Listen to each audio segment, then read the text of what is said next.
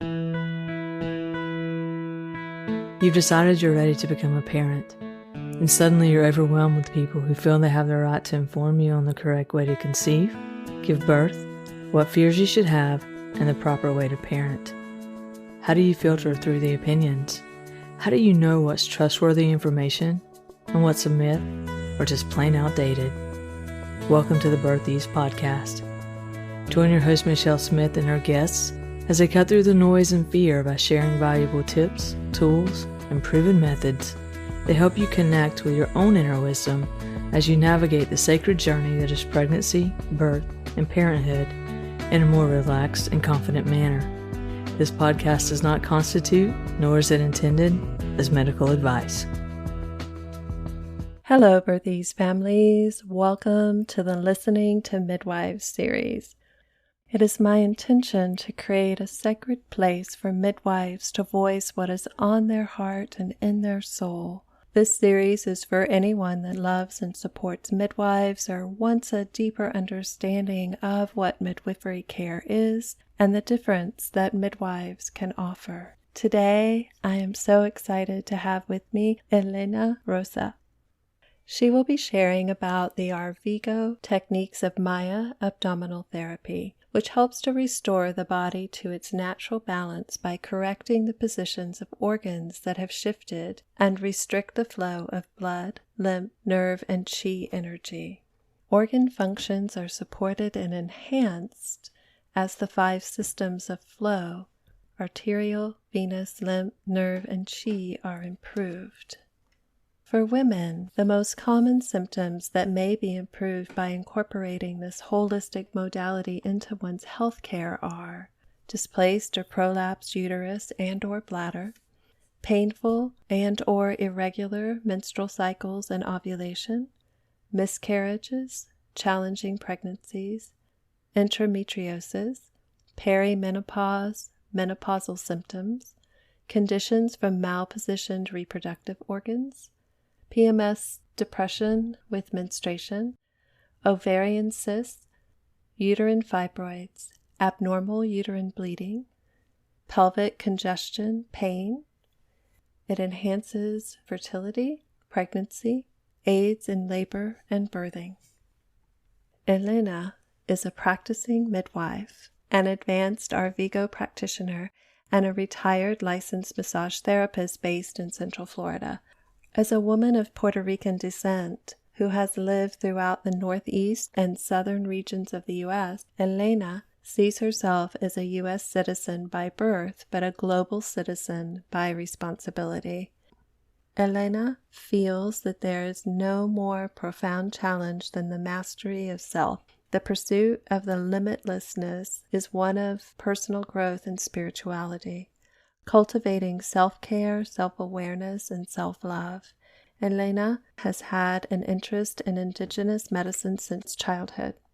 Elena has sought out personal mentors from North and South American traditions and Tibetan Buddhism, having participated in countless prayer and meditation ceremonies, as well as her own deep work, has provided her humility, depth, space for healing for herself and others, and an ongoing practice of peacemaking.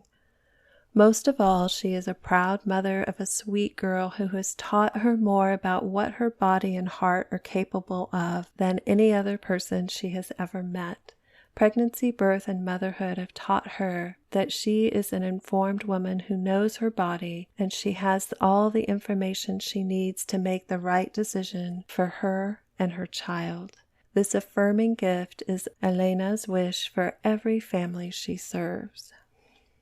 Our conversation of Arvigo therapy takes us into the places where we can learn to once again listen to ourselves and follow the lead of our heart. Welcome, Elena, to the Birth Ease podcast. I'm so grateful that you are here. Me too. So grateful. In this series, I have been having conversations with midwives regarding what is on their heart and on their minds and their soul. Hmm. And you have been a practitioner of Arvigo therapy for a while now. Hmm. And I really appreciate you coming on the show to discuss this powerful modality. I have been learning bits and pieces about it for years now. And so I would really appreciate it if you could share what brought you to midwifery, if you could share what brought you to Arvigo therapy.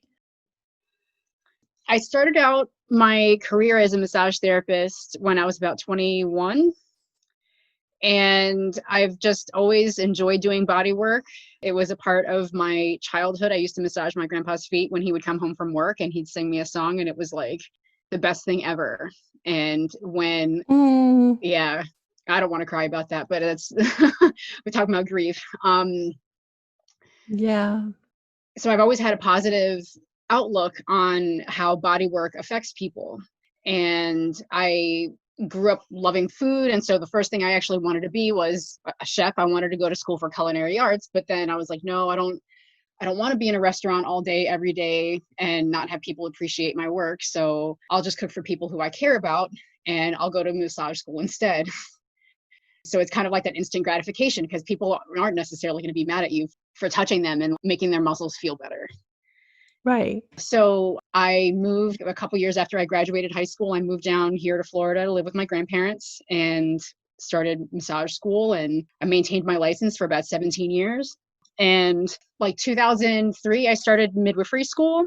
And I had already been introduced to Arvigo therapy, just doing research and stuff. You know, every couple of years when we had to renew our professional licenses, we have to do CEUs. And I waited until I was in midwifery school to start working with Arvigo therapy and taking some of the classes and the workshops. It really bridged the gap for me on how to incorporate the body work into my midwifery model of care to really create like a comprehensive package offering for people who struggle with fertility issues, who have struggled with miscarriage and loss, who just have really challenging periods, whether it deals with irregularity or just really painful periods or fibroids, endometriosis.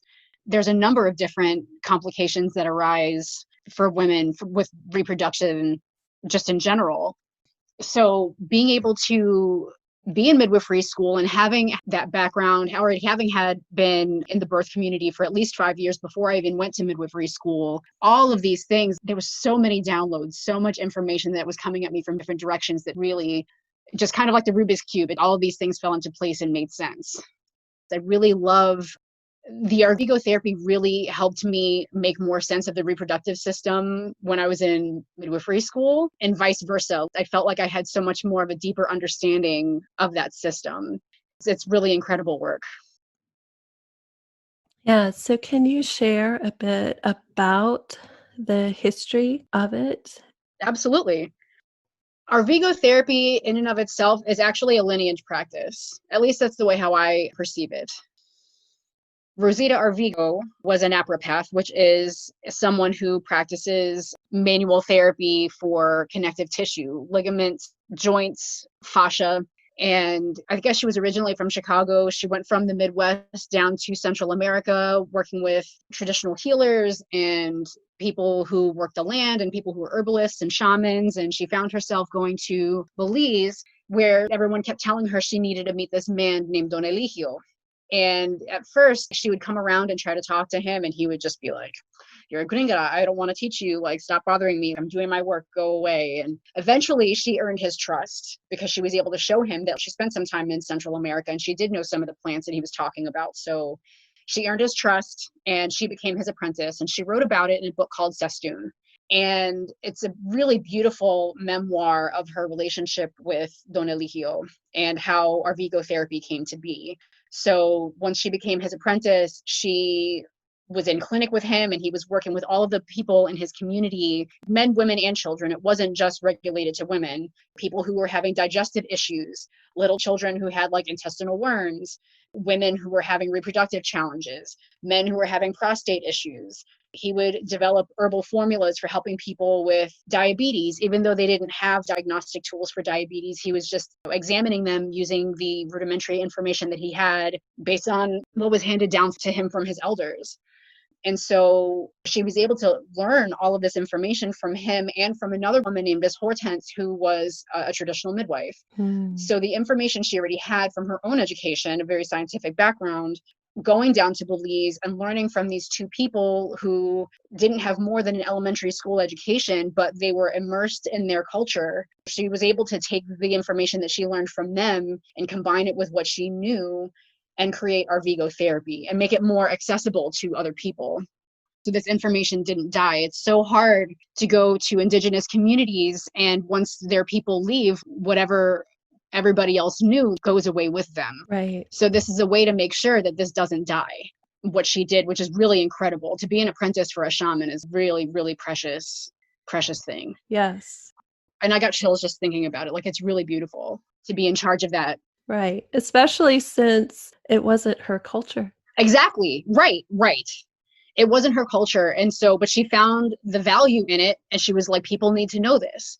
So the way how it works, when you start doing Arvigo therapy, you have to take the self-care training first, because just like in Sweat Lodge or any other practice that you're learning, you have to learn how to treat yourself first. What does this feel like? How deep can I go? How deep am I willing to go before I can even try to give this information to another person and explain to them this is what they can experience or what the possibilities are?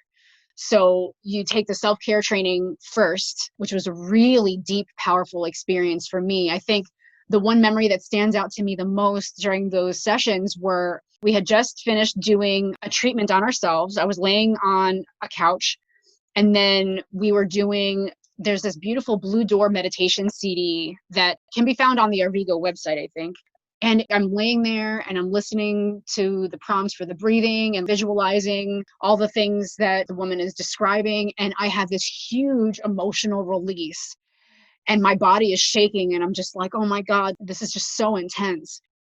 And just thinking about the grief and what we're told, how we're supposed to be as women, what we're supposed to accept, what we're supposed to receive, what we're not allowed to stand up for, what we're not allowed to make boundaries for, you know, what we allow to happen is because we feel like we're powerless. I was not expecting that to happen, but just processing what boundaries we're encouraged to have, but we're not encouraged to have, like we're not allowed to speak up for ourselves, like what we allow into our space, what is forced into our space, what we're allowed to grieve over. You know, there's so many things that we hold on to in our bodies. And as women, we're told, you know, I mean, I remember growing up and hearing I'm supposed to be seen and not heard, like as a child and as a woman, that I need to know my place. And so much of that comes up for so many women. And during that meditation, that was a huge part of that. The people that I've invited into my life and have been intimate with, what were those experiences like? Have I been pregnant? Have I not been pregnant? Do I want to have children? The grief of having an empty womb and just feeling like, what does that mean for me? Am I ever going to have kids? Like, is there something wrong with me? Or if you don't want kids, is there something wrong with you? Right. Yeah. Exactly. And if you're choosing actively, I already know what I want in my life. This is the vision that I have and how I feel like I could be most beneficial in the community. But then people are like, well, you're a woman and you're getting too old now. You have to have kids. This is what your duty is. And you don't want to explain that to people. You know, everybody's reproductive journey is their own and it's nobody's business. But we all have our own ways of processing it, and it never seems like it's acceptable, no matter whether you want to have kids or don't have kids, or if you can't have kids. And it's just like, why is it anybody's business? You know, because you don't know what people's stories are. You don't know if they've had 10 miscarriages and that's why they can't have kids. But then you think, oh, you know, there's something wrong with you because you're choosing not to. Like, how do you know that? You don't. Right. So there's like a huge lack of sensitivity and awareness about people's journeys, that all of this stuff comes up in beneficial and non-beneficial ways. And you really have to have somebody there with you to hold space for that in non-judgment. Yeah, that's really profound. It's intense. I got chills. Yeah. Yeah, it is. There's so many messages that we receive as women. Yes. I'm just really sitting with all of that. Yeah. So that's what the self-care was like. Mm-hmm. And it just really blew a lot of things open for me, like I said. So it made a lot of sense how this practice is beneficial for not only myself, but to be able to offer this to my clients as a midwife. So that was the first step, doing the self-care. A couple of years later, I took the professional care training. And this one, they usually did it in Belize. Like most of the classes were done in Belize. Wow. But this was the first year that they actually did the professional training in, can't remember if it was Boca or West Palm, but it was in Florida. It was stateside. Oh, because actually I'm mistaken. So either it would happen in New Hampshire, which is where the home office was in the States, or it would happen in Belize. They usually didn't do it in any of the other states, but they had it in Florida that year. So I was able to go. It was like a 5-day training, very intensive. Maybe it was a 7-day, 5 to 7 day training. We had to stay at a residential where we had breakfast, lunch, and dinner already made for us. So we didn't have to like do all these other self-care things. Our focus was just on our training and on ourselves. And like we were nourished in other ways, which I think is really important to have. Mm-hmm. And then the professional training was a prerequisite for doing the advanced pregnancy training. So I couldn't have done the advanced pregnancy, even though I felt like that was the most pertinent to being a midwife. I needed to do the others to build on my knowledge to be able to do the advanced pregnancy training. And so by the time I was able to do the advanced pregnancy training, which was a couple of years after I did the professional care, I was deeper into my midwifery school. I was already managing births and doing prenatal care and all of that. So that just deepened my awareness of how sensitive women are during pregnancy, and making sure proper body mechanics and blood flow and circulation, making sure the baby was in an optimal position, and how can we change some of these things to make sure that moms can have a good, healthy, smooth, uncomplicated delivery. There are no magic pills. I mean, none of us can ever guarantee that things are going to be picture perfect every single time, but whatever we have control over beforehand to do, I definitely want to give my clients options for that. And being an Arvigo practitioner, I think gives me a little bit of a different perspective on some of that. Yeah, it feels like it lets you do deeper work. Yeah. It's much more personal. Mm-hmm. It's deeper work on a physical level, but it's also deeper work on a connective level with my clients. Yeah. It develops a different level of trust, I think, when they allow me in their space to be able to do body work with them, as well as being a guardian for their birth. Right. Because if you can create that sense of safety in Yes. your body, Mm-hmm. Yes. Yes. it's going to allow you to let go and surrender Mm-hmm. more readily during your birth experience, which you and I both know Mm-hmm. that's how we're in control in labor. There is Yes. no control. There is none. Right. You just have Yes. to surrender. You Right. have to surrender to the process. Mm-hmm. It's this dichotomy Mm-hmm. because that is how you have some control in it, Right. where there really is none. It's surrender to that powerful force. Mm-hmm. Right. But I feel like the more work that we can do ahead of time Mm-hmm. to prepare our mind, our body, our emotions, our Mm-hmm. spirit for Mm-hmm. the process of pregnancy and birth, Right. And being a huge parent. difference it makes. Yes, and being a parent and Yes. addressing those places where we may hold trauma Mm-hmm. within the body Mm-hmm. or where there's restrictions, because it's both. We can have muscular restrictions. Mm-hmm. You could explain it a whole lot better than me, so I'll let you do it. Yeah. But I think you get where I'm going with all of that. Right. Like in the case of something like endometriosis, a woman who's struggling with endometriosis, I mean, there's so much scar tissue that you're dealing with. Is it just internal? Is it external? If it's external, like where is it externally? How deep does it go? Is it attached to any organs? What exactly is going on in the body? And being able to do our Vigo treatments combined with the special oils that we use, the herbs, doing the vaginal steams, the peri-steam, doing the actual manipulation and teaching clients to be able to do their own Arvigo treatment, because there's such a huge component of knowing your own body and not just inviting someone into your space to do the work for you, but you have to be invested in doing the work yourself to Mm, relieve some of this. How far are you willing to go to relieve some of these adhesions? And that's a question both on a physical and an emotional level. right. And some people require surgery, and I don't want to negate that whatsoever, because it is endometriosis specifically, that is serious.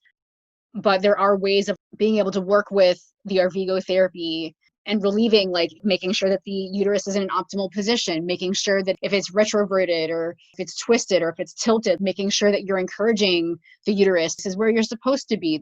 When you have your uterus flipped towards the back and it's pressing on your colon, like your colon's not happy and neither is your uterus. So encouraging the optimal position with some of the massage techniques, that's just going to make things better. And when you already know where your placement is, that when you have that self-awareness, you can bring it back to center more easily than if you don't.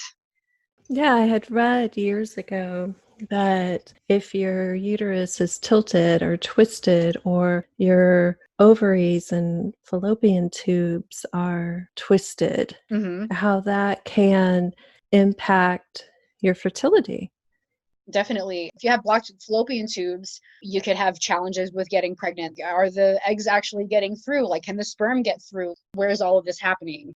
If your uterus is tilted or twisted in a certain way, how is the egg going to implant if it doesn't have a comfortable place to lie? There's so many issues with that there's a lot of the stuff that doesn't necessarily need surgery to correct, but some people feel like it needs to. So doing Arvigo therapy, I kind of feel like is a first step to really understanding your body and being able to have an idea of what your body's doing so you can try to correct it in a healing, natural way before exhausting your resources and going to something more aggressive, I guess. Well, yeah, and I feel like our culture, our society as a whole is so quick to go to surgery or medical techniques. And again, just like you're saying, I'm not saying those are bad and wrong, and that Right. they are necessary at times. But as you were talking about the self-care of knowing our own body, becoming the word that's coming to me, and it might even sound a little cliche, but having an intimacy with our own body, Yes. because we tend to be so disconnected from our bodies, and we don't know how to listen to our bodies or trust our bodies as a whole. Right. Absolutely. Absolutely. I think one of the things that impacted me, aside from the physical release of the Arvigo therapy, was once we got to the professional care training, when we had to have people fill out the intake form. Now, the intake form is like 5 to 6 pages long.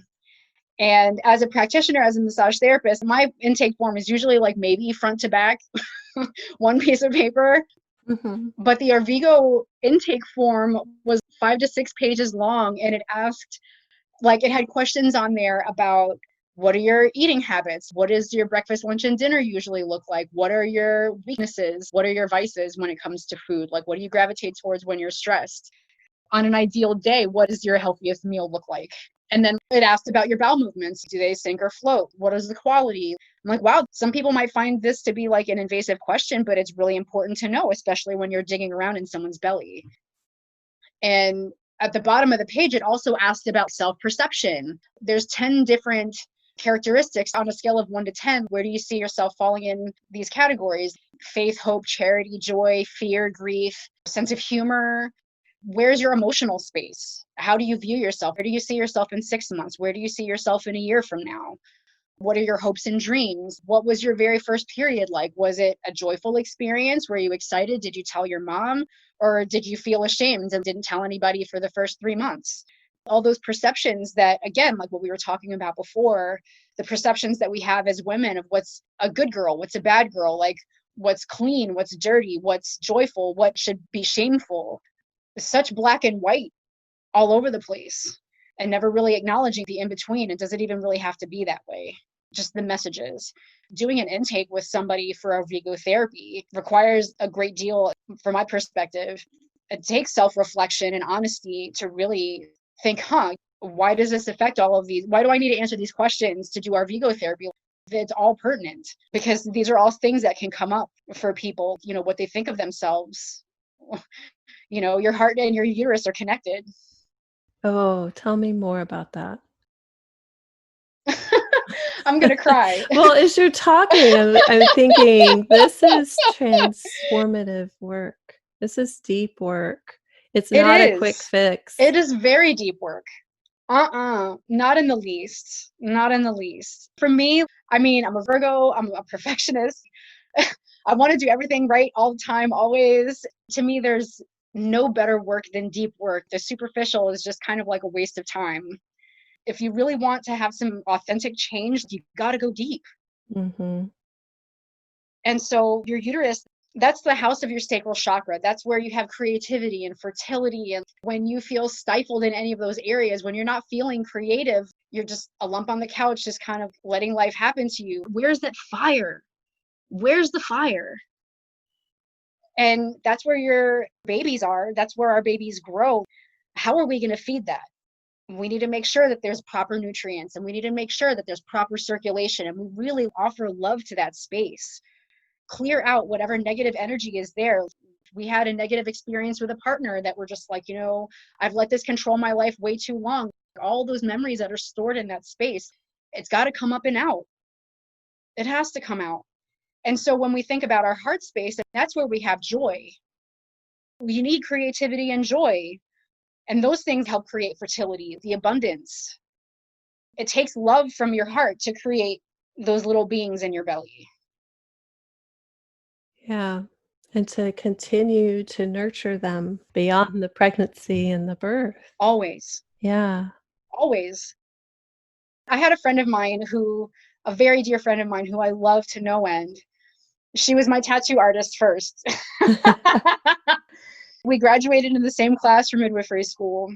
And I remember her saying that when she had her son, that it was like her heart was walking around outside of her body. Mm. And that really speaks like on so many levels. Like you give birth to your own heart when you have a child. Wow. Yeah, it's beautiful. Yeah.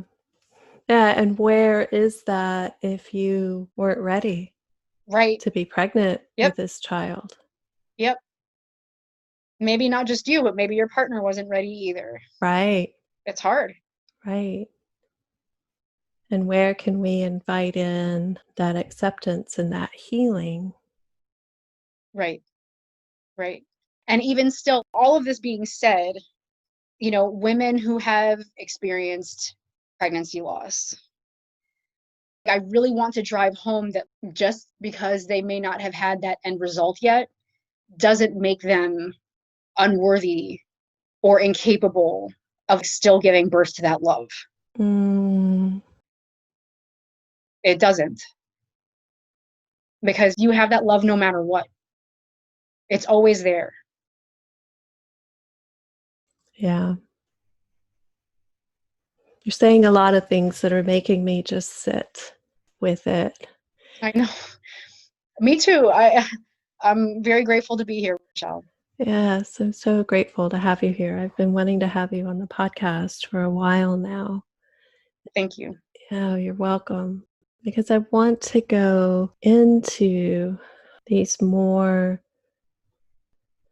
what word do I want? Profound, sacred spaces, Mm-hmm. and spaces that don't always get discussed. Yes. They get glossed over. Yes.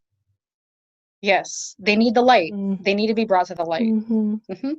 And to have that space to honor the grief Mm-hmm. or look at where the shame came from. Yes. Because I feel so many women carry this inherited shame. Yes. Shame that's been passed down. Yes. There's shame that's been passed down generationally, shame that you were born a woman. Mm-hmm.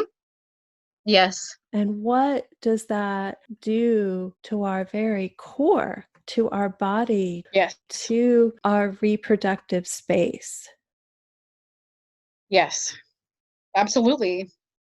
And how do we begin to heal that and own our power?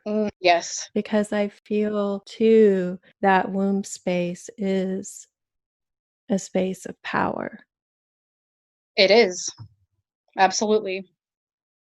I mean, if it's capable of giving birth to generations, like what greater power is there? Mm-hmm.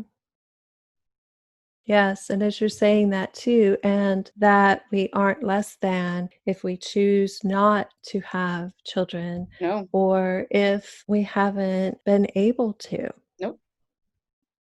There's just so many messages. I feel them all like showing up and Mm-hmm. unraveling as we're talking. Mm-hmm. All these messages that we get. Yes. Can I share something personal? Yes. I myself had wanted to be a mother for a really long time and thought that I would not be an effective midwife or birth worker if I didn't have that experience. Mm. And not that I had tried getting pregnant before. I didn't know whether I could or not, but I mean, I've made my mistakes and I still didn't get pregnant. So I did have something in the back of my mind thinking maybe I wouldn't. And it was such an attachment that I had that, like, I was like, I need to get pregnant. I want to have a baby. Like, I need to be able to prove that I'm going to be a good midwife because people aren't going to trust me if I don't have my own birth experience. Mm-hmm.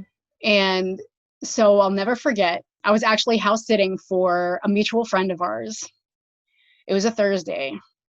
And I remember finally, after all these years, like surrendering, like, all right, God, if I'm not supposed to be a mother in this life, I'm okay with that. I can still be a mother to my community. Mm. I'll still be an effective, good, loving midwife to my community, even if I don't have my own baby. And this little spirit who had been following me around for probably 7 years, I was like, hey, maybe I'm not supposed to be your mom in this life. Maybe I'll meet you in another life. This was a Thursday. I was on my period at the time, and I typically had like 3 to 4 day cycles. The following Monday, I was with my partner at the time, and little did I know, or I should say 3 weeks later, I found out I was pregnant. Wow. And when I did my calculations, it was that Monday. So between Thursday and Monday, this little spirit and, the great spirit conspired against me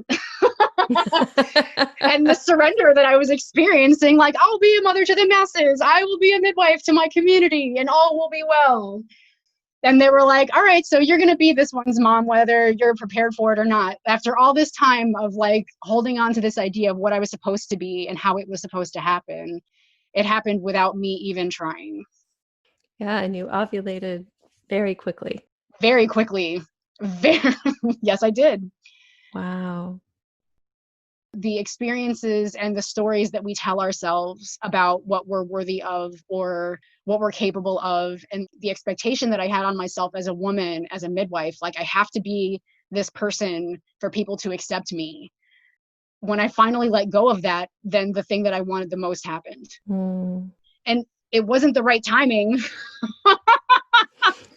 but she's here, and there's no way I would not have the perspective that I do right now if she were not here. Yeah. And in talking about generational trauma, when I think about all the eggs that I was born with, and any of the other eggs could have been her, but they weren't, it was her. Mm-hmm. And, her eggs were in her body when I was pregnant with her by 20 weeks. And so whatever I get to deal with in this life to release and transmute and let go of for my ancestors, she's not going to have to deal with that or carry it down to whoever she's going to give birth to, however many generations come after her. All of this to me is like super intertwined, like really getting to know your body and releasing the discomforts and the pain and the grief and, the joys and the creativities and appreciating those things. That's how we're going to move the next set of 7 generations forward. Yeah. By doing this work now. Yes, and how we're going to heal. Yes. Having access to tools, because it's just a tool. It's one of the how many? Countless. Right. Right. But I love this very holistic approach to it. Mm-hmm. Because you're right, it's more than just the womb. It is. It's everything. It's our core. Mm-hmm. You have no stability without your core. Exactly. Wow. It's so profound. Yeah. It's a profound existence. Where would this help someone that's going through menopause? Well, I'm actually really glad that you asked me that. Some years ago, I had gone up to Savannah to do some work at a friend's clinic. I got to work on 6 women over the course of 2 days. Mm. And one of those women was going through menopause. And I read through, actually, a couple of them were, but there was one in particular who really stood out to me. And she was like, is there anything that you can do for vaginal dryness? And we talked about like the vaginal steams and marshmallow root, and we talked about estrogen, like phytoestrogens, and her biggest concern was being able to please her husband. Mhm. She said, I don't really know what it feels like in there. I just know that it's uncomfortable for me. And my husband says it's okay, but I have this fear that it's like my vagina is like sandpaper. Mm. And I was like, oh my God, like that just, again, the stories and the meanness that we have towards ourselves, like, you're just assuming that like because you have vaginal dryness that, oh my God, I'm like, Abrasive. right, I'm abrasive and like I'm not attractive and I'm uncomfortable and my body doesn't feel the same way. And because as women, like we go through all of these cycles with our maidenhood, we don't have our periods. We're young, fresh, brand new, like fertile. When we become mothers, like our bodies change. Like once our periods start, like our bodies change and we develop in ways that we weren't expecting, but we have to embrace them because that's a part of our lives. And then when we don't have any more eggs, our hormones change again. And now what? Like, am I still a woman? Like, can I please my husband? Do I feel sensual? Do I feel juicy anymore? I feel attractive. Yes. And she was really struggling with that. Culturally, it's so centered around beauty is in your 20s, maybe now your 30s. Yeah. But, Like, if you're in your 40s, they make a big deal if you can still look hot. And it's like our value diminishes so much more quickly Right. culturally Yes. than for men, Mm-hmm. I feel. Right. And so when you have that lack of estrogen in your body, when you're going through menopause and you develop vaginal atrophy, which is what she was experiencing. Which is a terrible term. I know, isn't it terrible? I hate, like, it makes me cringe just saying it out loud, like vaginal atrophy. Like, what does that even mean? There's so Ugh. many awful terms Yes. surrounding Ugh. hard bodies. I know. Incompetent cervix Yeah. and yeah, Yeah. all kinds. I'm right. But technically, that's what the term is. And so someone going through menopause who has those experiences, Arvigo would help them because you're still trying, like the circulatory system is still working. Even if the hormone is at a lower rate, is at a low level, you still want to have optimal placement, optimal good circulation flow. You can still do the vaginal steams. You can do estrogen suppositories. You can use lubrication. Avocado oil is amazing. I actually like that better than the coconut oil because it doesn't turn as rancid as quickly as the coconut. And the vitamin E is really good for tissue integrity. Mm. There are ways around it. I mean, you can use wild yam. You can make your own wild yam suppositories. There's lots of different things that women can do to come into more acceptance with how your body's changing and have it be a smoother process and acceptance and still feel like you're yourself, like you're not losing something, like you're still you. Yeah. So even if you're not having reproductive challenges or like having a period, Arvigo is still very beneficial for women to still get in touch with themselves in that way and still love on themselves. Thank you for the work that you did. Even if you can't carry babies anymore, thank you for the work that you did. Thank you for sustaining life. And you can still be creative. There's other outlets for that space. Right. Again, I have so many thoughts as you're saying this. So many. So what happened I want to circle back. What happened with the client with the massage in the session? So, I mean, she had a really great treatment and she and I connected afterwards. And then I came back down to Florida and things got really crazy with school and I lost contact with her. And I think about her a lot. And that friend whose clinic that was, it got flooded out during a hurricane. So, I mean, there was just all kinds of like a bunch of different things that happened right around that time, soon after I went up there for those treatments. So I didn't get to talk to her. I'm pretty sure that I left her a vaginal steam pack, a pack of herbs. I think it was like marshmallow root and red raspberry and maybe one other thing. Because I mean, red raspberry is like an all-around uterine toner that every woman should be taking anyway. Mhm. Anyone with female reproductive parts should be using that for a healthy uterus. But then that works whether you're drinking it internally or you're using it in a peri-steam. And the marshmallow root is really mucilaginous, so it really helps encourage the slipperiness in the vagina. Yeah. So can you explain to the listeners what a vaginal steam is? Yeah. So you heat up some water, you put it in a bowl, you mix in some specific herbs. They could be general all around, like good, healthy herbs for the uterus and the vagina. They could be something really specific hormonally, depending on who it is that you're working with and how extensive their knowledge is of peri-steam herbs. On the Arvigo website, there is a traditional blend that's got, I want to say like 5 different herbs that help nourish and tone the uterus and make sure that there's proper blood flow. So after you put these herbs in the water, it's kind of like you're making a tea. So you let it steep for like 10 minutes. And depending on whether you have this or not, if you have a practitioner that you're working with, they might have a stool that you can sit over and then drape a sheet or like a big beach towel for you to drape over your waist.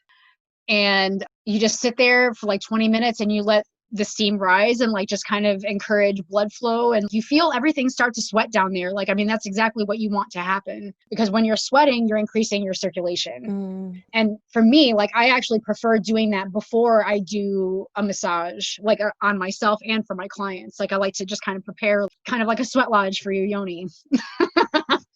You know, you sit over this bowl with your towel and you just relax, and you're not on your phone, you're not reading a book, you're just taking some deep breaths and just relaxing and enjoying your space, because you know that you're about to do some really important work. And once you finish the 20 minutes or so sitting over the steam herbs, you can lay down in your bed if you already know what the self-care routine looks like, or you get your treatment from your therapist. And it's a really nice, loving thing to do for yourself. And like, you know, for me, and not everybody sees things this way, but for me, not only do I look at the medicinal properties of the herbs that I'm working with, but I also like to think of the magical, the metaphysical, spiritual aspect of the herbs as well. I think one of the herbs that is in the traditional blend is yarrow.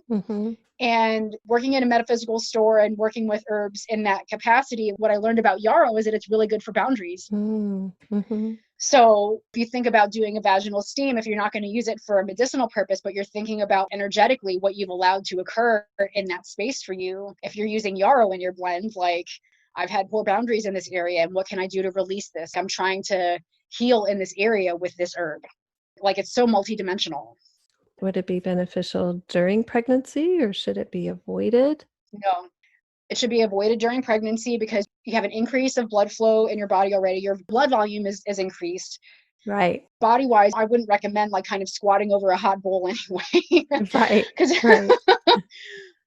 but I mean, you're already warm and juicy, and there's a lot of things happening because of the hormones and the baby. So, I mean, just let your body do what it does. It's contraindicated to use a peri-steam when you're on your menstrual cycle too, Okay. because your body's already cleaning and cleansing. Okay. So if you're doing a peri-steam on top of that, you're just going to increase the flow that's already happening, and your body's already cleansing. So you just kind of want to let it do what it does. And it's certainly contraindicated if you're in the process of miscarrying, if you're in the process of a loss. You would want to wait until after you stop bleeding to do a peri-steam. Okay. I heard a story through a few different people that there was someone who was going through a loss and she was bleeding, and she did a steam and she ended up in the emergency room. So, you know, we certainly don't want something like that to happen. Because it seems like more opening. It is. It's an opening. Exactly. Okay. Yes. You're releasing, you're letting go of things. And so when you're increasing the blood volume and the circulation, and, you know, you're opening up your pores and you're releasing all that sweat, you want to do that when you're not bleeding and when you're not pregnant. So when you're fertile, yes, like the 3 weeks out of your month that you're not bleeding, you can totally do it. Okay. And then postpartum, once the bleeding is finished? Once the bleeding has stopped, you can do it at 6 weeks. So the packages that I offer for my clients, I offer a 6-week postpartum professional care treatment. And so then we do a vaginal steam at that point. Okay.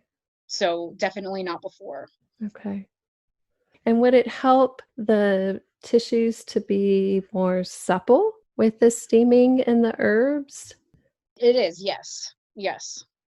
Well, and two, if you're breastfeeding postpartum, then because of the hormones, there can be some dryness as well. Yes, absolutely. Okay.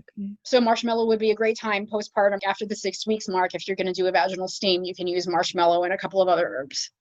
Okay. And a lot of lubrication. Yeah. Yeah. Yeah. Yes. Yes.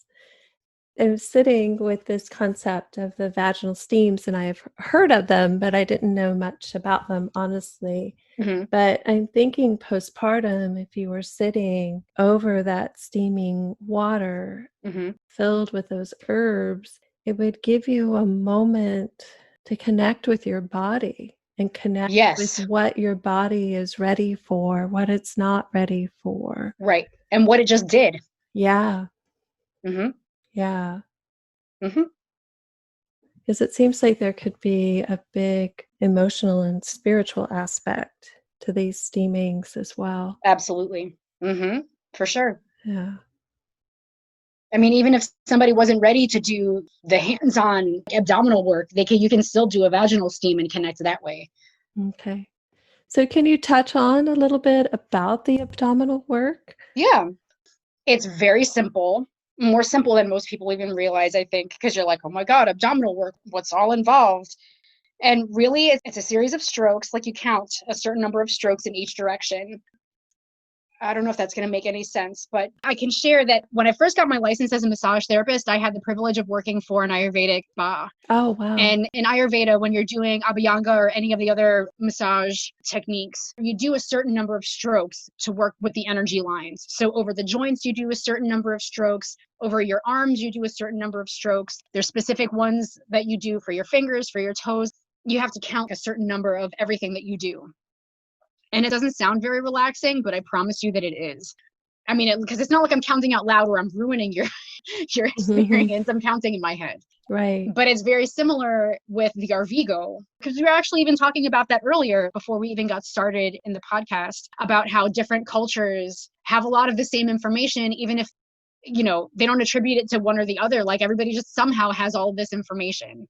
The wisdom of the body. Yeah. Yes, exactly. So I kind of feel like it's the same thing where, in Belize, they do these massage techniques like drawing up from your pubic bone to your belly button. And there's a certain number of strokes that you do there. Then you go in from, your left hip and you go to your belly button for a certain number of strokes. And then from your right hip to your belly button. It's a repetitive motion to make sure that, all right, my uterus and my ovaries and my fallopian tubes, they're all in a good, healthy place. And there's good flow. And just the whole time that you're doing this treatment for yourself, like you're visualizing that things are going in a good and healthy way. Right. And so not only do we work with the lower abdomen where your uterus is, but then we also work from your diaphragm and under your ribs down to your belly button too. So it's down from your sternum to your belly button, and then down from the left side of your ribs, and then from the right side of your ribs down to your belly button. So you're really going through all the different areas in your belly that you don't realize, like how much trapped stuff is in there. And I can tell you that if you don't think, like, you don't realize how much breath you hold until you do massage that helps release some of your diaphragm. And you're like, Mhm. oh, what? Mhm. Oh, like, okay, cool. And then it also, when you're able to breathe in a smoother, easier way, your digestion also changes.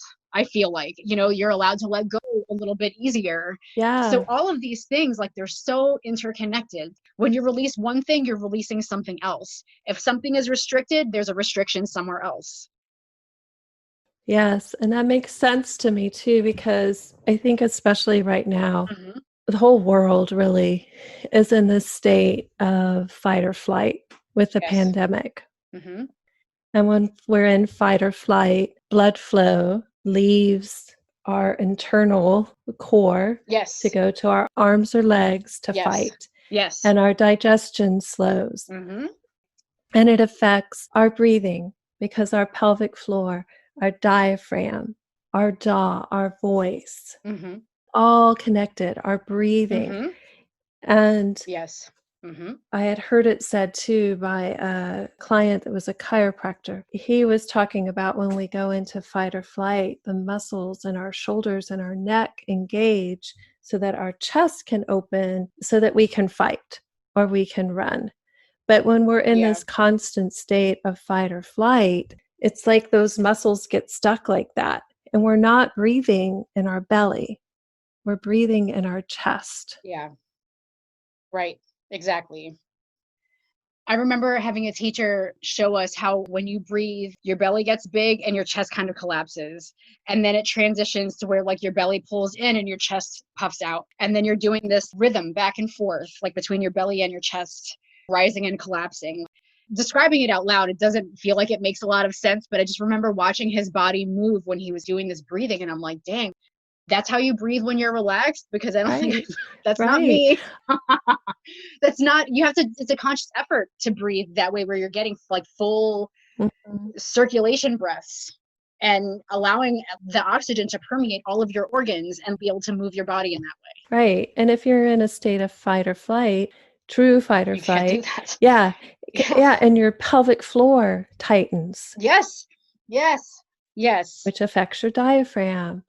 It's Absolutely. all Yes. so interrelated. And so Oh, totally. if we're in this Yes. state of fight or flight, it makes sense that there would be so much restriction Hmm. in our abdominal area. Absolutely. Hmm. And how can that impact us if we're wanting to become pregnant, if we're wanting to give birth? Right. If we're restricted and we're not allowing ourselves to breathe or create. Mhm. Yes. Yeah. And this all just gets so overlooked, I think, Hmm. in the medicalization Yes. of pregnancy, of birth, Hmm. and even in menopause, because I'm 54, so I'm moving into that menopausal Hmm. period in my life, moving into the crone or the sage. And Yes. it does bring up a lot of feelings and your sense of worth. And I kind of feel like we've been a little neglected as Hmm. menopausal Yes. lady. Oh, you're just going to have hot flashes and it's a change. And I- it doesn't get talked about a whole lot. Right. And there are these cycles.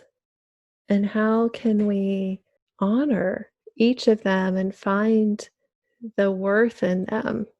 And I can say when you get into your 50s, you do start to get that, I don't care anymore. Hmm. Like, I just don't care. Yeah. And that there is a power in that of when we're younger, we want so much to almost please and fit in. Yes. And We want that acceptance. which I think we all, we all Hmm. do. It's an Sure. inherent human thing. Right. But where does that need for conformity and to be a good girl or be a good woman or Hmm. for some an obedient wife or Just partner, be a good person. a good oh my gosh, the pressure to be a good mother. Yeah. So much pressure Yep. in that. And I think the pandemic is really bringing that to the forefront as women are trying to work or work at home and school their children and find balance in all of this. Yeah. Hmm. And so, from an Arvigo perspective, where does that honoring of self, of setting boundaries, of listening to the body, and even how do you do that? I think a lot of us, we don't even know how. We don't know how to listen to ourselves or our bodies. Hmm. Where can that come in? Yeah. Right. I mean, I think it's just a process. You have to open yourself to the process and just let your heart lead. Hmm. And it will take you to places that you never thought were possible. Right. And I would think as you develop a stronger relationship with your own body, which it sounds like this practice of massaging, the self massage Hmm. of your abdomen, of your core, of the steams, it invites you to create a relationship with your body, Yes. with yourself, and Yes. to learn to trust yourself Yes. and to have a relationship. I Yes. don't even think most people have a relationship with their body. Yes. It's kind of an afterthought. I agree. Well, and that's why when I was sharing earlier about, having been a massage therapist for such a long time, people were always telling me, these are my aches and pains. It's my back, it's my legs, it's this. It's always like the external, the things that are wrapped in bone, not like the open softness of the belly. Mm, like, I have these issues, come fix me, I hurt. They're not sharing anything on their brain with me. Like, it's not a mental process. It's always like, come fix me, come work on my neck and shoulders, and then everything will be fine. But they're allowing something to happen for them. And self-care is really important when you allow somebody to be into that space with you. I don't want to negate that, because that is very important. Like, I love getting body work done, because I feel like even though I'm receiving this from somebody, this is something that I'm doing for myself. But it's next level when you invite yourself into that space for you, and really like getting to know yourself intimately in that way. Like, before we got started and we were talking about the Panchakarma retreat that I did for myself, every day for 7 days, I gave myself an Abhyanga, the particular oil massage from Ayurvedic traditions. And I really got to see my body in a way that I had not before, because this is the first time I did an Abhyanga after having IRE. And so I got to see like how my breast had changed, how my belly had changed, how the skin tone had changed, the areas that were a little bit looser or the areas that were a little bit tighter, or, just really looking at myself in a way, in an intimate way. Like, I know you said it was kind of cliche, but the real word here is intimacy. It's developing an intimacy with yourself. Just really getting to know like all the ins and outs of you, like what hurts, what doesn't. Are you comfortable with how your body hangs now after having a baby? Or can you accept your body because it still looks firm and perky because you haven't had a baby yet? And everything in between. Right. Why is it more valuable? Right. To have your body, it's like this expectation that our bodies are supposed to stay firm and perky. Right. And that we're only valuable in that state. Right. Right. And getting to spend time with yourself when you're doing that, when you're offering yourself massage, not just receiving it from another person, but when you're doing it for you because you know that you need it. And because you want to accept all of those parts of yourself that like most people, they don't know about themselves. So how can they really accept it from you? Like, you have to be that person for you. Yeah. And to treat ourselves with compassion. Sure.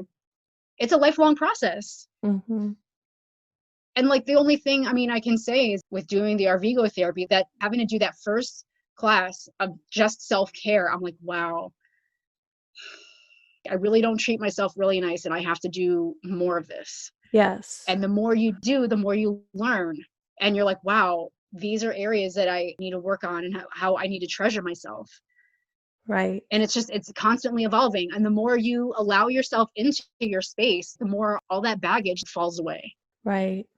Right. And as you're talking, I'm thinking about this article I read this morning about needing self-care and how it can be difficult during the pandemic, because when self-care came out, it was about go get a pedicure, go to coffee, get yourself flowers, get a massage. And they can be self-care things, but Yes. self-care is deeper than that. Yes, it really is. It goes into the places where am I pushing myself when my body is telling me to slow down? Yes.